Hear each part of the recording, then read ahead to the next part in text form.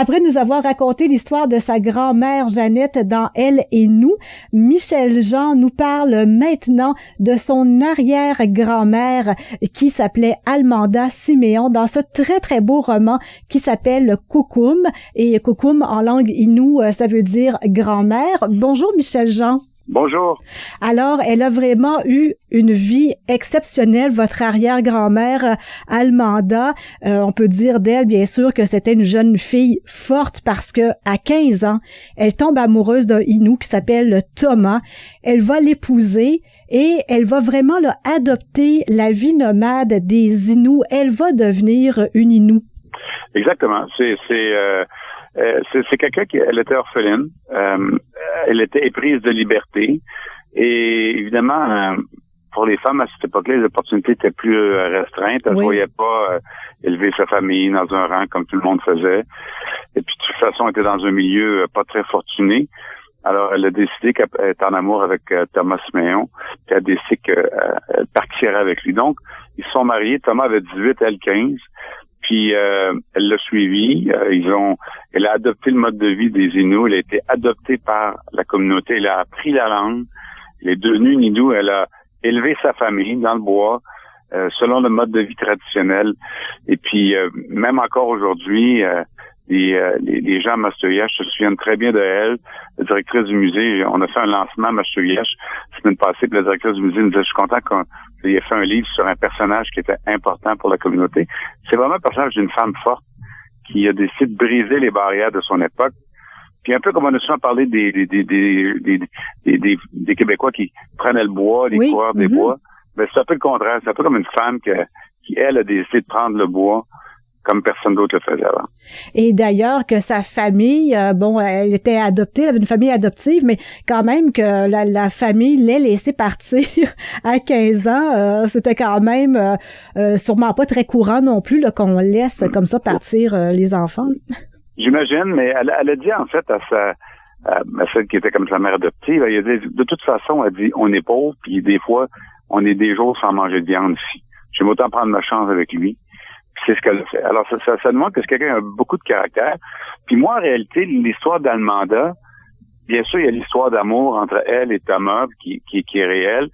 Puis ça me permettait aussi de raconter l'histoire des Inuits, comment ça s'est passé, comment ils vivaient. Puis ensuite aussi, comment ça s'est fait la fin du mode de vie traditionnel, les conséquences de la sédentarisation forcée, les pensionnats autochtones, puis après ça, la vie sur les réserves. Donc, à travers Almanda, dans le fond, c'est l'histoire des premiers peuples que le lecteur découvre, puis qu'on apprend à voir comment ça s'est passé, puis aussi qu'on comprend pourquoi la situation elle est telle qu'elle est aujourd'hui dans beaucoup de communautés autochtones. Oui, parce que Almanda, elle est décédée en 1976, elle était presque centenaire, donc elle a été vraiment de la dernière génération Inou qui a vécu le mode de vie ancestral avec un territoire de chasse l'hiver dans le bois, revenir à un camp d'été. Dans son cas, à elle, c'était à Mastoyache, là. Pour les gens qui connaissent le Lac-Saint-Jean, avant, on appelait ça Pointe-Bleue. Exactement. Mais ses enfants l'ont vécu aussi, comme ma grand-mère, moi, a vécu dans le bois jusqu'à ce qu'elle se marie. Mais elle et ses enfants, c'est les derniers à avoir vraiment vécu ça. Par la suite, la façon dont ça s'est passé dans notre famille, puis elle vit dans le roman, c'est qu'à un moment donné, les Inuits, ils partaient à la fin du mois d'août et ils revenaient au début du mois de juin à Mastoyache. Donc, ils passaient à peine 2 mois et demi. Le reste du temps, ils passaient ce qu'on appelle le territoire de chasse traditionnel. Donc, nous, c'était au Passes Dangereuses, à la tête du lac Péribonka. Ils faisaient le tour du lac Saint-Jean. Ils montaient la rivière Péribonka. Il y avait plusieurs portages, des rapides, des chutes. Ça prenait 1 mois à se rendre là-bas. Là, ils se tentaient là-bas, puis ils restaient là pour l'hiver, puis les hommes allaient chasser au nord, jusqu'à la Tounora. Almanda, elle allait, elle, contrairement aux autres femmes, chasser avec son mari, parce qu'elle voulait pas rester derrière. Mais en même temps, à un moment donné, ils sont arrivés, et sur la rivière Péribonka, il y avait de la drave. Ils ne pouvaient plus passer en canot. Ils ne pouvaient plus passer, là. Physiquement, c'était impossible. Puis là, ils se sont retrouvés dans une situation où ils se sont dit, retourne chez vous, mais chez nous, c'est en haut. Non, retourne chez vous à Pointe-Bleue. Et donc, du jour au lendemain, on leur a interdit d'aller où ils vivaient depuis toujours. C'est aussi ça que ça raconte, le livre. Oui, parce que là, on suit évidemment la vie d'Almanda à travers les saisons, à travers les naissances, les décès, mais comme vous le dites, vous avez aussi parlé de la vie, en fait, des Amérindiens au moment où, justement, là, ils ne peuvent plus aller à leur territoire de chasse, donc sont confinés à une réserve. Et ensuite, les pensionnats, quand on venait carrément voler les enfants, parce que on peut le dire de cette façon-là, là, c'était du vol, on venait voler les enfants. La scène qui est dans le livre raconte comment ça s'est passé pour de vrai, tel que ça m'a été raconté par la cousine de ma mère qui est allée au pensionnat de Fort-Georges. J'avais écrit un roman sur sur cette histoire-là qui s'appelle Le vent en parle encore. Mais donc, les enfants, à l'âge de 5 ans à 15 ans, on les prenait, puis on les amenait. On les amenait sur une île qui était à la baie James. Et où il y avait, à côté de Chisasibi aujourd'hui, qui est un territoire des Cris et des Inuits. Et puis, on les prenait, on les amenait là pendant 10 mois. Quand les jeunes étaient sur la réserve, ils n'avaient pas le droit de parler leur langue. Ils se faisaient punir, c'est parler leur langue. Une des punitions, c'était à genoux dans le coin avec une lame de rasoir sur la langue pour t'apprendre à tenir ta langue. Interdit de parler leur langue, puis ils se faisaient dire que leurs parents étaient des arriérés, des pas bons, etc. Ce qui fait que quand ils retournaient, les relations avec les parents étaient plus difficiles.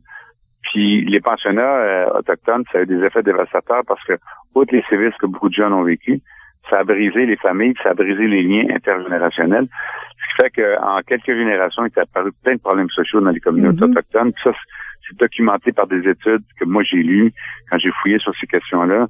Je veux dire, il y a beaucoup de doctorats qui sont écrits sur ces questions-là. Fait que donc, ça montre que les problèmes qu'on voit souvent dans les communautés autochtones, on comprend pas pourquoi, mais il y a des origines à ça, il y a des causes. Puis le livre les explore un peu aussi. Mais tu sais, toujours à travers l'histoire d'Almanda et de sa famille. Et évidemment, là, quand on lance un roman, bon, ça prend évidemment plusieurs mois. Alors, quand on le lance, on ne sait pas nécessairement qu'est-ce qui va se passer dans l'actualité à ce moment-là. Mais là, votre roman sort au moment où, cette semaine, il y a eu le dépôt du rapport de la commission d'enquête vient avec des conclusions vraiment très, très dures où on dit que vraiment les peuples autochtones sont encore victimes de discrimination systémique. Alors vous, Michel Jean, comment vous voyez ce rapport-là? Il y a le premier ministre qui a présenté ses excuses là, au nom de l'État, mais on dit ce sera pas suffisant, il faut en faire plus maintenant. C'est parce que les excuses, c'est bien de reconnaître une situation, mais ce qui est surtout important pour les communautés autochtones, c'est que les choses changent. Tu sais, il y a encore des communautés autochtones au Québec où on n'a pas l'eau courante. C'est-à-dire, si on va au nord de Montréal, on va trouver des communautés autochtones où il n'y a pas l'eau courante. Il y a une communauté qui est collée sur un barrage hydroélectrique puis ils n'ont pas d'électricité. Ça, c'est des réalités. Alors, à un moment donné, tu sais, on le fait. Je veux dire, on fait des projets comme, mettons, les barrages hydroélectriques, puis on règle pas les questions avec les nations sur lesquelles ça se fait. Il y a des problèmes comme, par exemple, la DPJ, et ça, la commission vient, le rapport en parle, le constate, c'est que systématiquement, on enlève les enfants, puis on va les mettre dans des familles allochtones. Alors, ce que ça a fait, c'est que ça reproduit un peu l'effet des pensionnats. C'est que les jeunes perdent leur culture quand ils sont placés dans des familles allochtones. Alors, est-ce qu'il n'y a pas moyen de trouver un autre système que ce système-là? C'est des choses qui peuvent être changées, mais il faut une volonté politique. Ça, c'est toujours plus difficile à faire. Fait que les Autochtones, oui, les excuses, c'est apprécié, dans le sens que c'est une reconnaissance qu'il s'est passé quelque chose. Mais évidemment, ce que tout le monde attend, c'est de voir ça va être quoi les actions concrètes. Parce que pour l'instant, les actions concrètes, souvent, c'est assez rare. Tu sais, il y a encore beaucoup d'informations à faire. Il y a des préjugés, souvent, les gens ont encore l'impression que les Autochtones, ça paie pas de taxes, tu sais. Alors que dans les faits, c'est pas vrai. Les Autochtones, moi, je paye des impôts, là, je peux vous le dire, là, comme n'importe quel citoyen. On paye pas d'impôts si on habite sur une réserve, qu'on travaille sur une réserve. Mais à ce que je cherche, il n'y a pas beaucoup d'emplois sur une réserve, il n'y a pas d'usine, il n'y a pas rien. Fait qu'il n'y a pas personne qui, à moins de travailler dans une boutique d'artisanat, qui va pas payer l'impôt. Donc, il y a beaucoup de choses comme ça qui restent dans l'imagerie populaire. Fait que, je pense que l'éducation va permettre de changer ça. Puis, mais en même temps, moi, je sens une très grande ouverture qui était pas là il y a 10 ans. C'est vrai. Puis que maintenant est là. Là, je pense que c'est positif. Parce que je pense que maintenant, les Allochtones, nous, les Blancs, on commence à réaliser le tort qui a été fait aux Autochtones, puis on voit l'injustice, puis je pense qu'on commence à se dire, mais là, ça n'a pas de bon sens, là. Non, parce que moi, ma grand-mère, imaginez la situation, ils ont toujours vécu dans un endroit, ça s'appelait Passe Dangereuse, autour de là. C'est là qu'ils vivaient depuis toujours. Puis du jour au lendemain, t'arrives, la rivière est barrée parce qu'il y a de la drave. Tu peux plus passer en canot. La forêt, où même ma grand-mère, elle avait un de ses enfants qui était enterré là-bas. La forêt est coupée parce que on prend les arbres pour faire des usines de pâte et papier. On se scandalise actuellement pour ce qui se passe actuellement en Amazonie avec la forêt qui brûle. Mais allez sur Google Maps et regardez dans le nord du Québec la forêt, vous allez voir, il y a des grandes zones, il n'y en a plus d'arbres non plus. Mm-hmm. Puis les gens vivaient là, puis on les a forcés à rester dans ce qu'on appelle des réserves. Mais c'était pas leur choix. Alors, ça fait pas 300, 400 ans, là.